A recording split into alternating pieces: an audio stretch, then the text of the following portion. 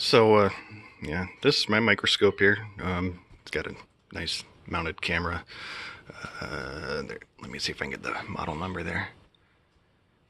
It's like, yeah, 18 megapixel, USB 3.0. So as long as I'm using light field, I can actually capture really smooth video with that.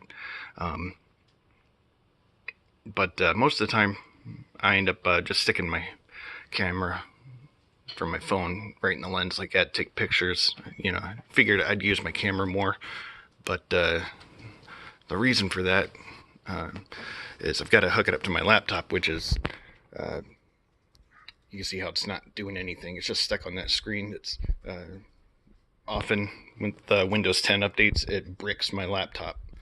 This is, I think, the 8th time now. So I'm gonna have to, in order for it to get past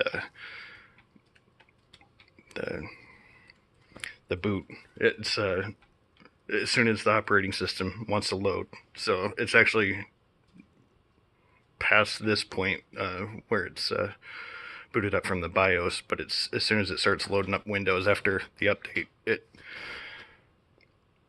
it's bricked.